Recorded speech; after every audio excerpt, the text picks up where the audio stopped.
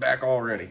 As soon as I ended the last video, I thought about more stuff to add for people to consider, things people will need to consider when they're concealed carrying or just day-to-day life. Silly things that I think a lot of people overlook or take for granted. Um, just get into it, I guess. So, last video I was talking about holsters a lot, different kinds of holsters, things to consider. Training, you need to get training from a reputable place, not Joe Bob neighbor who watches YouTube all the time. Find a reputable company in your area. I'm in the Mid-Atlantic, and the company I've chosen to get training from so far is Tactical Response. They go to Pennsylvania. Good quality class. I've taken it twice. Their entry defensive handgun class, fighting pistol. Anybody can take it. I took it with my mother once. I took it by myself once. There were people there of all shapes, sizes, walks of lives. Great instructors, quality class. It's worth the money. No, it's not cheap. How much is your life worth? If it's worth the $100 class, go take a $100 class. I think mine and my family's safety is a little more important than a $100 class. It's worth the money. One of the things I didn't talk about last video that I actually intended to is what's in my hand. This specifically.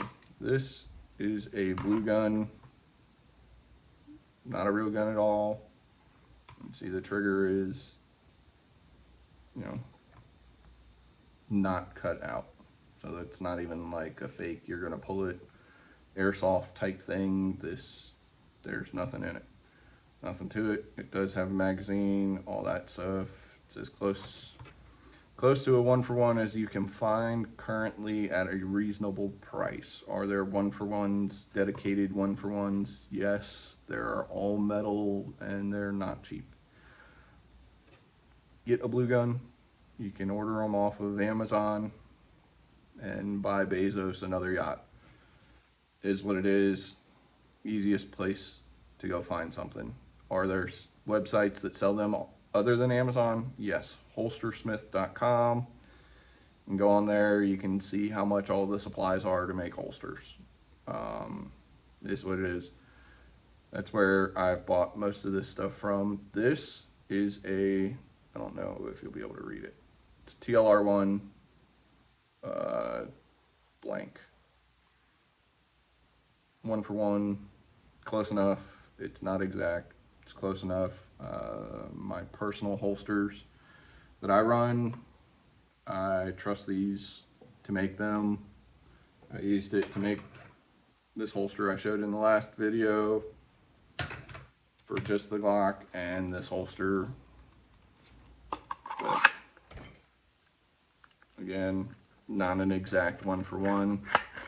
This holster is adjusted retention wise for the actual TLR1, because light bearing holsters 90% of the time retain to the light. So if you have a Glock 17 with a TLR1 and you want to carry your 19 with a TLR1, you can do that. 17 will not fit in a 19 holster, but simple little stuff like that that's relatively obvious. Blue gun, get one. You can wear it, put your holster on with the blue gun in it, go run errands. If you're not comfortable with the carrying an actual gun yet, throw a blue gun on. You'll see how much it prints.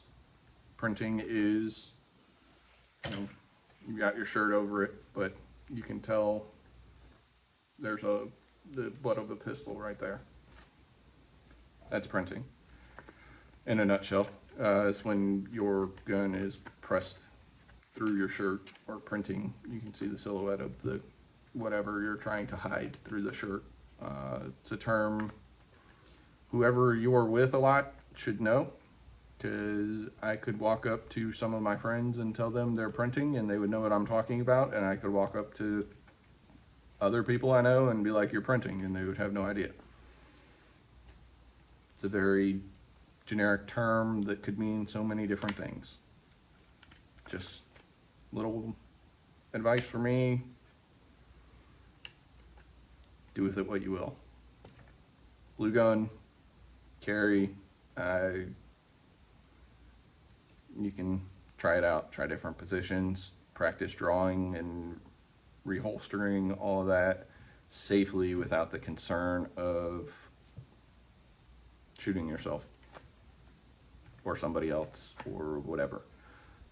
You do need to also do dry fire with your actual firearm, completely unloaded, ammo in the other room, dry fire, no concerns, triple check it's clear. If you have somebody else with you, have them check and make sure it's clear. Do some dry fire. It will help you, and you will see quickly your clothes aren't the correct clothes. Your grip is a little jacked up. Your holster doesn't fit right. Your belt gets in the way. Your gut gets in the way. Your boobs, whatever it is, gets in the way. Or it's just not comfortable. You don't like when you sit in your car and it pushes the holster a certain way, or your seatbelt digs in a certain way, or whatever. Blue gun's a good, safe way to do it. You don't have to worry so much about accidentally shooting yourself. Go get yourself a blue gun. Even if you have a light on, they make these for a handful of lights. Not all of them, a handful of lights. Personally, your concealed carry needs a light because it's dark places. Whether the power went out or whether it's just not a very well lit parking garage, whatever it may be, you need a light, you need to see what you're shooting at. Streamlight makes good quality stuff. I've got a couple of their lights. I've never had any issues out of them. Are they the go-to for the military? No. Do they work? They'll work for an average person. If you can swing it and afford it, go get a Surefire. They are incredibly durable and very well made, but they are priced like they're very well made. Nothing wrong with going and getting a Surefire if you can afford it. If you can't afford it, get what you can. I would recommend Streamlight. Olights work. I've had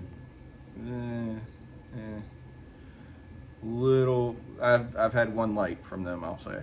One light from them I didn't care for. That was this style of light, and it had the little push buttons, and I've had issues with it and don't particularly care for it. Some of their other lights, the light I carry in my pocket every day, which you should have a pocket flashlight if you're considering stuff like this, because you don't want to have to use your gun to go searching through whatever. You know, you dropped your keys. You don't want to pull this out to go looking for your keys. You lost your kid. You don't want to pull this out to go find your kid. The lights just went out. You don't want to pull this out to find your door. Carry a pocket flashlight. Streamlight makes good ones. I like the Olight. They're small, bright as heck, rechargeable. Works for me. Get a blue gun. Practice drawing. Make it a habit. Other thing I wanted to talk about that I didn't talk about is this. This is called a wing, and you will see a lot of people offer them.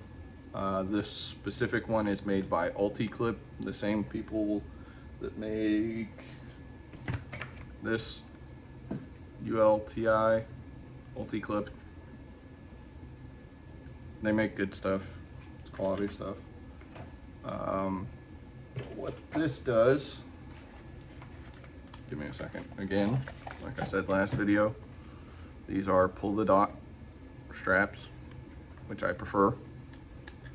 Grab them up top. They come off easy when you grab them correctly. So push the bottom on first, and they'll go on. So what the wing does, rides on your belt right about there. All right, and get it to ride lower, higher, whatever works for you. But again, this holster does not fit this mold one-to-one because it's adjusted for the real thing, and the way that my light and everything fits this holster better. But good old YouTube and their gun crap. So I don't know how well it'll show it, but basically what it does is it pushes the grip of the pistol back.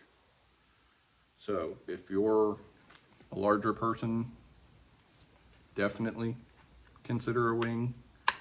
If you're carrying a larger gun, consider getting a wing.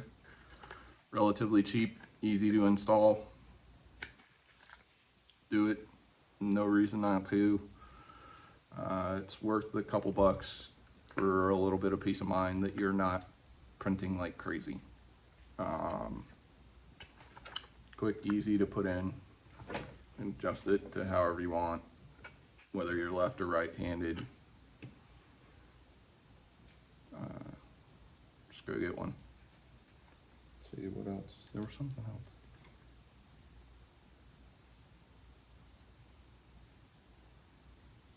I don't know.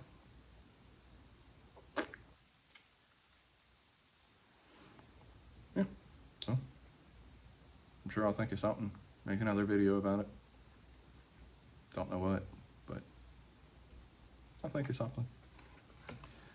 All right, take care.